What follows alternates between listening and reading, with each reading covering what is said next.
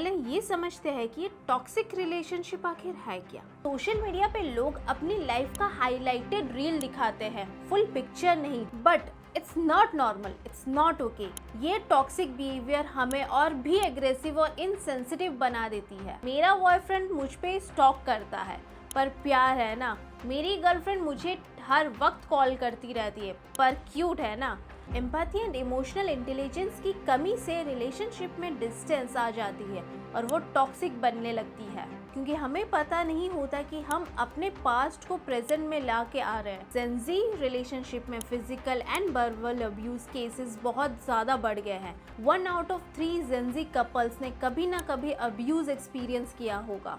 कि मूवीज में love stories को पोर्ट्रे करने के लिए स्टॉकिंग, मैनिपुलेशन और इवन अब्यूज को रोमांटिसाइज किया जाता है। जेन ज़ीज को जो इन मूवीज देखती है वो ये सब देखकर ये सोचने लगती है कि अरे प्यार तो ऐसा ही होता है, वो लव नहीं होता, टॉक्सिसिटी होती है। प्रकृति लामसाल का बॉयफ्रेंड अद्वैत श्रीवास्तव, उसके साथ उसका एक टॉक्सिक रिलेशनशिप था। उन्होंने प्रकृति को हरास किया, उसके साथ इमोशनल अब्यूज किया और उसका लाइफ हेल बना दिया। प्रकृति लामसाल की याद में हम सबको एक साथ आना चाहिए और सुसाइड प्रिवेंशन के लिए हमें काम करना भी चाहिए। टॉक्सिक रिलेशनशिप इन जेन ज़ी। पहले ये समझते हैं कि ये टॉक्सिक रिलेशनशिप आखिर है क्या। सिंपल भाषा में टॉक्सिक रिलेशनशिप वो होता है जिसमें एक या दोनों लोग इमोशनली, मेंटली या फिजिकली हर्ट हो रहे होते हैं। ये रिलेशनशिप में कंट्रोल, मैनिपुलेशन, जेलसी और कांस्टेंट नेगेटिविटी होती है। और ध्यान रहे, ये सिर्फ रोमांटिक रिलेशनशिप की बात नहीं हो रही, हर तरह के रिश्तों में हो सकता है ये चीज़। अब सवाल ये है कि जेन ज़ी में टॉक्सिक रिलेशनशिप इतना ज़्यादा क्यों बढ़ रहा है। Let's break it down.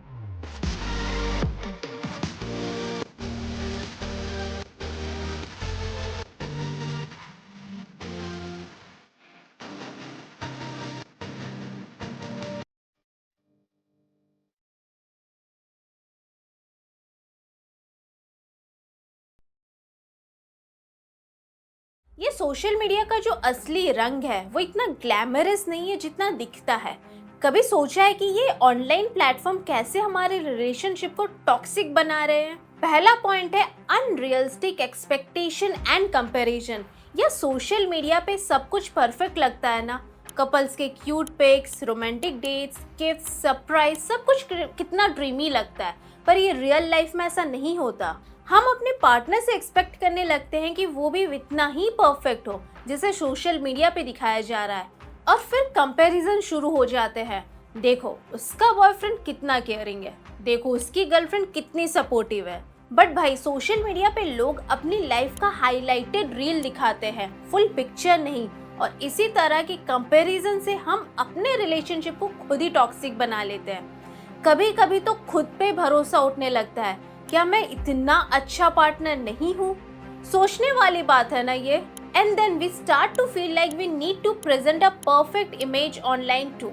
We curate our profiles, hiding our imperfection and flaws. But is this really healthy? Are we creating unrealistic expectation for ourselves and others?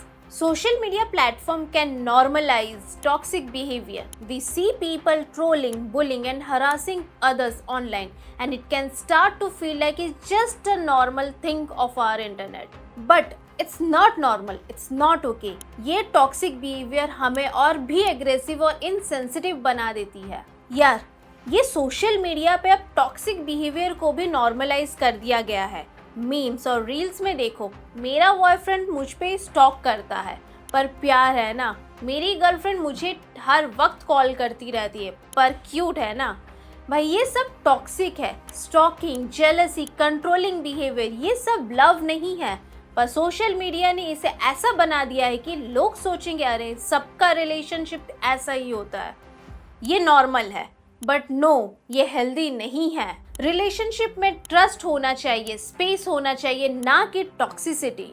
And then there's an issue of influencer and celebrities promoting toxic behavior. They might post something that's hurtful, discriminatory, and their followers might start to think that it's okay to behave that way too. तीसरा point है lack of emotional intelligence and empathy. Social media पे हम सबको एक image maintain करनी पड़ती है। हम अपने इमोशन को फिल्टर लगा के पोस्ट करते हैं, पर इसका साइड इफेक्ट ये होता है कि हम अपने रियल इमोशन को समझना और एक्सप्रेस करना ही भूल गए हैं। अगर रिलेशनशिप में कोई प्रॉब्लम है तो उसे सोशल मीडिया पे डालने से पहले हमें अपने पार्टनर से बात करनी चाहिए। पर आजकल लोग डायरेक्ट स्टोरीज डाल देते हैं, मेरा दिन खराब है, कोई समझता नहीं है मुझे। ऐसी कई स्टोरीज आपने देखी होगी। भाई अपने पार्टनर से बात करो। एम्पैथी एंड इमोशनल इंटेलिजेंस की कमी से रिलेशनशिप में डिस्टेंस आ जाती है और वो टॉक्सिक बनने लगती है। आखिर कई रिलेशनशिप टॉक्सिक क्यों बन जाती है? इसके पीछे कई बार मेंटल हेल्थ और ट्रॉमा का बड़ा रोल होता है। पहला रीजन है अनरिजॉल्व्ड चाइल्डहुड ट्रॉमा। बचपन में जो एक्सपीरियंस होता है वो हमारे साथ लाइफ भर रहता है।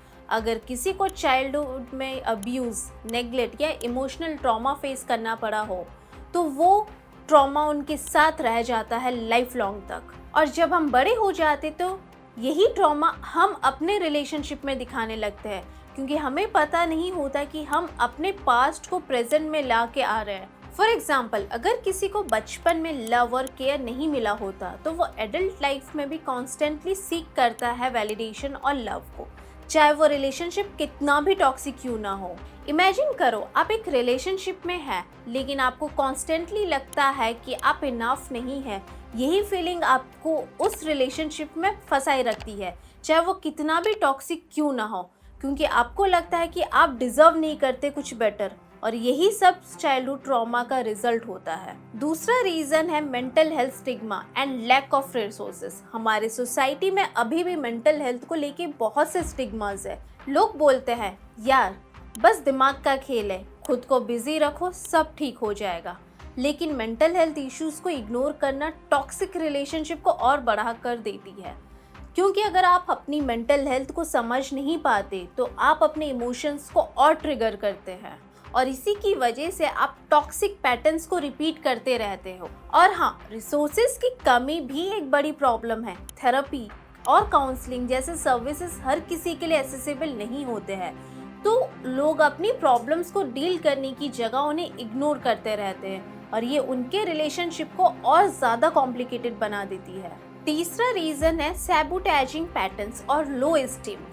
जब आपको खुद पे बिलीव नहीं होता तो आप अपने रिलेशनशिप में भी कांस्टेंट डाउट और फियर लेके आते हैं, तो आप ना चाह के भी उसी टॉक्सिक रिलेशनशिप में रहना चूज करते हैं, क्योंकि आपको लगता है आप बेटर डिजर्व ही नहीं करते हो। सेल्फ सैबोटेज का ये पैटर्न अपने पास्ट के ट्रॉमा से लिंक होता है। आप खुद को हर्ट करते हो क्योंकि आपको लगा हुआ है कि आप वही डिजर्व करते हो, और ये साइकिल चलता रहता है जब तक आप अपने ट्रॉमा या मेंटल हेल्थ को एड्रेस नहीं करते हो। हमारे जेंजी रिलेशनशिप में बहुत कॉमन हो रहा है फिजिकल एंड वर्बल अब्यूज। हाँ, वही जो हम सोचते हैं कि नहीं ये तो सिर्फ टीवी ड्रामा या मूवीज में होता होगा, लेकिन सैडली आजकल ये रियल लाइफ में भी बहुत ज़्यादा दिख रहा है। पहले थोड़ा डाटा देखते हैं। According to recent studies, gen Z relationship में physical and verbal abuse cases बहुत ज़्यादा बढ़ गए हैं। कुछ रिपोर्ट के हिसाब से 1 out of 3 जेंजी कपल्स ने कभी ना कभी अब्यूज एक्सपीरियंस किया होगा। यही नहीं, सोशल मीडिया और डेटिंग एप्स की वजह से ये और भी ज़्यादा कॉम्प्लिकेटेड हो गया है। अब सवाल ये है कि क्यों? अब्यूज की वार्निंग साइंस को पहचानना बहुत ज़्यादा ज़रूरी है। अगर आपके पार्टनर्स में ये कोई भी साइंस दिखता है तो आपको केयरफुल रहना चाहिए। ये साइंस है पॉजिटिवनेस, जेलसी, कंट्रोलिंग बिहेवियर या कांस्टेंट क्रिटिसाइज करना। ये साइंस पहले छोटे लगते हैं लेकिन ग्रेजुअली अब्यूज की तरह ले जाते हैं। बॉलीवुड हमेशा से ही रोमांस का किंग रहा है। हीरो हीरोइन का प्यार, ग्रैंड जेस्चर और वो ड्रामेटिक डायलॉग्स, सब कुछ इतना ड्रीमी लगता है। But have you ever noticed कि मूवीज में लव स्टोरीज को पोर्ट्रे करने के लिए स्टॉकिंग, मैनिपुलेशन और इवन अब्यूज को रोमांटिसाइज किया जाता है, और ये सब जेंजी के रिलेशनशिप को कैसे इम्पैक्ट डाल रहा है? Let's break it down. Take Kabir Singh for example. Hero अपनी एंगर इश्यूज को जस्टिफाई करता है और उसकी टॉक्सिक बिहेवियर को पैशन का नाम पे सेल किया जाता है। या फिर डर में स्टॉकिंग को प्यार का इजहार दिखाया जाता है। जेंजीज को जो इन मूवीज देखती है वो ये सब देखकर ये सोचने लगती है कि अरे प्यार तो ऐसा ही होता है। जेलेसी और कंट्रोल तो लव का पार्ट है, but guys let's be real, ये सब हेल्दी नहीं है। ये सब मूवीज देखकर जेंजी के दिमाग में क्या चल रहा है, वो ये समझने लगते हैं कि अगर आपको कोई कंट्रोल करे, आपको इमोशनली मैनिपुलेट करे या फिर फिजिकल अब्यूज करे तो ये सब प्यार का एक तरीका ही होता है। बट नो, लव में रिस्पेक्ट, ट्रस्ट और कम्युनिकेशन होना चाहिए, नहीं तो वो लव नहीं होता, टॉक्सिसिटी होती है। Let me tell you about a recent incident. Prakriti Lamsal का बॉयफ्रेंड अद्विक श्रीवास्तव, उसके साथ उसका एक टॉक्सिक रिलेशनशिप था। उन्होंने प्रकृति को हरास किया, उसके साथ इमोशनल अब्यूज किया और उसका लाइफ हेल बना दिया। अगर आपने वो वॉइस कॉल रिकॉर्डिंग सुना होगा तो वो कितना डिस्टर्बिंग और अब्यूजिव था। छोटा सीधा कर दूंगा, पूरा दिन शांति से, रात जब आती चली आती है। ये टॉक्सिक रिलेशनशिप जेंजीज में आजकल बहुत ही ज्यादा कॉमन हो चुके हैं। यंग पीपल अक्सर अपने रिलेशनशिप में टॉक्सिक बिहेवियर को इग्नोर करते हैं या उसके बारे में बात नहीं करते, लेकिन ये बिहेवियर अक्सर सुसाइड और मेंटल की हेल्थ इश्यूज के लिए रिस्पॉन्सिबल हो जाता है। ये घटना हमें याद दिलाती है कि टॉक्सिक रिलेशनशिप और मेंटल हेल्थ इश्यूज बहुत ही सीरियस है। हमें अपने रिलेशनशिप में हेल्दी बाउंड्रीज सेट करनी चाहिए और अपने मेंटल हेल्थ की केयर भी करनी चाहिए। प्रकृति लामसाल की याद में हम सबको एक साथ आना चाहिए और सुसाइड प्रिवेंशन के लिए हमें काम करना भी चाहिए।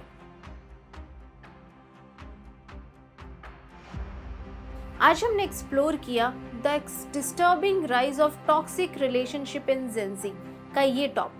सोशल मीडिया का influence, mental health issues, trauma और बॉलीवुड मूवीज का रोल, ये सब फैक्टर्स जेंजी के रिलेशनशिप को टॉक्सिक बनाते जा रहा है। ये सब फैक्टर्स जेंजी के रिलेशनशिप को टॉक्सिक बनाने में कैसे कंट्रीब्यूट कर रहे हैं, ये हमने डिटेल्स में डिस्कस किया और हमने किट यूनिवर्सिटी के उस हार्ट ब्रेकिंग सुसाइड केस को भी समझा जो एक नेपाली स्टूडेंट के लाइफ का ट्रेजिक एंड था। लेकिन यार, हर प्रॉब्लम्स का एक सलूशन होता है। हम अपने रिलेशनशिप को हेल्दी कैसे बना सकते हैं? सेल्फ अवेयरनेस, सेल्फ केयर और ओपन कम्युनिकेशन के थ्रू अपने इमोशंस को समझो, अपने पास्ट ट्रॉमास को हील करने की कोशिश करो और टॉक्सिक पैटर्न्स को भी ब्रेक करो। अगर आपको ये वीडियो पसंद आया हो तो लाइक करो, शेयर करो और चैनल को यहाँ पे क्लिक करके सब्सक्राइब करो ताकि ऐसी मीनिंगफुल डिस्कशन में आप भी रेगुलरली इन्वॉल्व हो सके। अगर आपको इंडियाज गॉट लेटेंट कंट्रोवर्सी इतना हाइप्ड अप क्यों है ये जानना है तो यहाँ पे क्लिक करके वो वीडियो हमारा देख सकते हैं। कमेंट करके बताना कि आपके इस टॉपिक पे क्या ओपिनियन है। क्या आपने कभी भी अपनी लाइफ में टॉक्सिक रिलेशनशिप फेस किया है या आपकी सराउंडिंग में ऐसा कुछ नोटिस किया है? हमारी नेक्स्ट वीडियो में मिलते हैं, तब तक खुश रहो, अपना ख्याल रखो और याद रखना, healthy relationship starts with you.